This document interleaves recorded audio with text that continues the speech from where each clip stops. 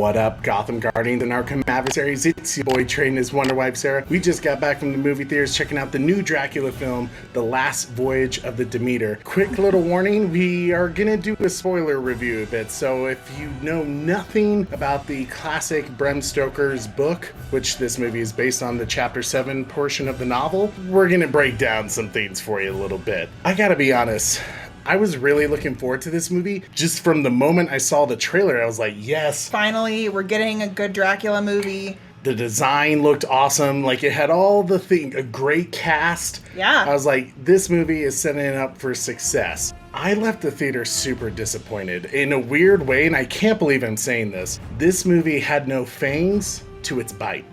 Genius. What, are you looking for a raise? Get out. It was just... It promised so much and delivered so little. Yeah, it just didn't quite do it for me. It was like they said, we have a really dope Dracula design that's scary looking, but we're not gonna let the creature off the chain, you know? Right. We're not gonna give you those scares. I remember seeing a behind the scenes look where they just kept talking about, this is gonna be the most terrifying Dracula you have ever seen. And in a weird way, biggest criticism I can say is less is more. Go with the Jaws route where you don't really see the creature. They show you pretty quickly a glimpse of the creature, and there's different stages of Dracula where he's kind of sickly looking, and obviously as he gets more blood and kills and gains his strength, he kind of gets more powerful transforms and becomes this bigger creature, essentially. Yeah, it was like they just simply said, here's the scary Dracula, hope that's enough for you. Right, and then they overused him. There are moments when they use the lighting to flash, there he is, and there he's not. Right, with the lightning strike. Yeah, but then there was moments where you're like, oh my god, you know, he's coming, there he is, and it was kind of like, oh. There wasn't any jump scares, really. Yeah, it was just kind of... You kind of expect that with a vampire movie. Well, I mean, especially with this one where Right. he's a terrifying beast design. Exactly. They took a lot of creative liberties, for sure. They were doing a great job in the beginning of actually using some of the dialogue from the novel where the captain's log, even in the beginning of the movie, they kind of say, this is based on Bram Stoker's novel. And I was thinking, cool, Okay, cool. We're going to get like a really good adaptation of this. A few creative liberties here and there, but it ended up being more creative liberties than I was Right. expecting. And creative liberties that I don't think did the story any justice. No, they didn't really add to the story in any way, in my opinion. I agree. If there is one thing I say before we go a little deeper dive on the story, the characters, the cast. This is really where this movie excels. Just an incredible group. You got Liam Cunningham, Corey Hawkins, even the female lead who plays Anna. She's really cool. She's a badass character in it. Even so, while their performances were great, I just felt like the focuses weren't in the correct places of the story. What was your thoughts? I would agree. I mean, I think the really good actors fell into, they're acting great, but the storyline is not there for them. Yeah, it doesn't really support them in the way they need for their performances to like really shine. Because it was kind of based on the captain's log, I'm thinking Liam Cunningham is going to be the main character of this. He's going to be the one driving this. But then they kind of go off and like follow Clemens, Corey Hawkins' character, and then they follow Toby a little bit, this little boy. The film had too much going on that it was like it didn't know what it was trying to do. I was okay that the focus was on the crew and not so much Dracula, but when Dracula shows up, he needs to have a certain impact. And instead You don't really feel the impact. No, you don't. There were some weird story choices that they made where the character would die, but it was like, nope, let's drag this on a little bit, even though we had this moment of being sad about it. And then let's have a moment where the character turns back into a vampire, and then they're going to try to make it sad again. But it was like, why did we just drag this on? Like, we already knew where the ending was going Right. with this character in a weird way. Usually, you guys know me. I love long movies because I think it has an opportunity for great details and just like really building on the characters. I started to feel the pacing of this movie. And it wasn't even that long. Yeah, I mean, it's 2 hours, but I felt like I was on the frickin' ship traveling to London. Right. You know, just like, oh my god, when is this thing gonna end? Right. You know, it dragged on certain plot points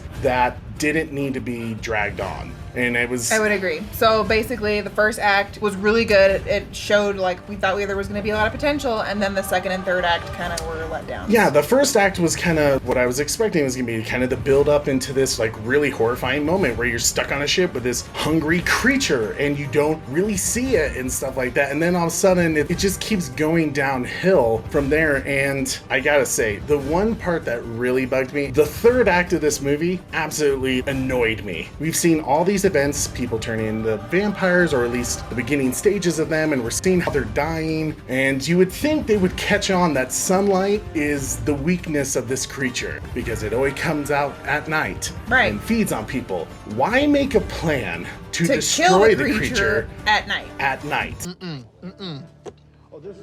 Come on, man, what you doing, man? That's stupid. That's stupid, man. Don't do that, man. Come on. Oh, I love that shot the first time when it was in Nosferatu. That's right. And the smartest person on the ship is the one that came up with this plan. Well, not just that, like, no one took a second to ask the one character who's been in the village of Dracula, who has seen, heard stories about him for generations. No one asked this character, like, what he's capable of, because she's been feasted on by Dracula. Hold on, hon. I mean, they're actually making good points. It was just like one of those scenes where I was like, it was the third act, while there was moments that was super cool because you get to see Dracula like kicking ass, where you're also scratching your head and going like, why are these people so dumb? I'm actually rooting for Dracula at this point. Right. And they do kind of hint at a potential sequel at the end of the movie. There's no post-credit. Oh, they do. They leave you hanging so hard that it's kind of like, okay, well, now we're going to expect another one. But we don't really need another one.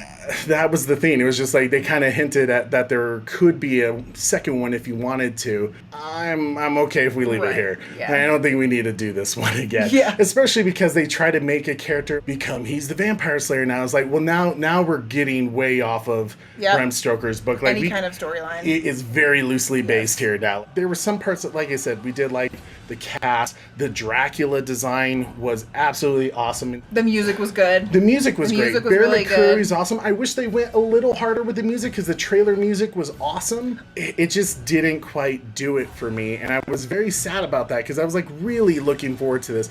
I mean, it's a film I think I would return to Halloween time. Yeah, it definitely makes it into our Halloween countdown movies. Yeah.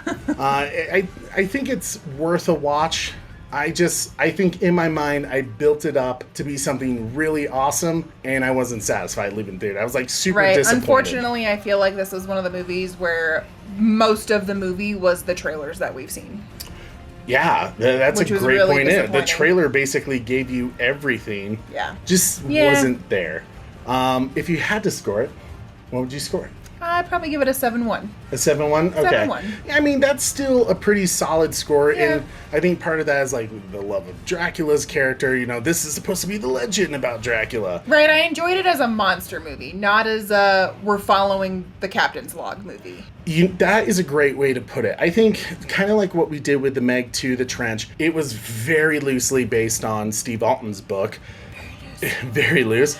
But the first film kind of prepared me for that, so I was kind of ready for the second one just to be like an all-out fun time, and that's what it was. It was entertaining and fun. Because of the pacing and the slowness of this one and kind of just the letdown, even though this was loosely based on the book, it had moments, I was still kind of like, just not so satisfying. Right. So for me, because I left the theater not satisfied, I think I'm going to give it a 6.9. Like I said, some good moments. 6.9? 6.9. I think it's worth a watch. Just if you love the genre. If you look at it just as a B monster movie, I think you'll find some enjoyment out of it. But as someone who has loved the Dracula characters, seen a lot of vampire movies, I was kind of like, this one, it's okay. It's just an okay vampire film with some really great performances, with a story, which it's a great chapter in the story. Bram Highly Stoker's recommend novel. the book. Yeah. But let us know in the comments what you guys thought. I'm curious to hear your guys' takes. What did you think, book versus movie wise? Love to hear you guys' thoughts. But thank you so much for watching. I'm your host, Trey, with his wonder wife, Sarah. And don't forget to tune in weekly. Same bad time? Same bad channel. See you later, guys. Bye, guys.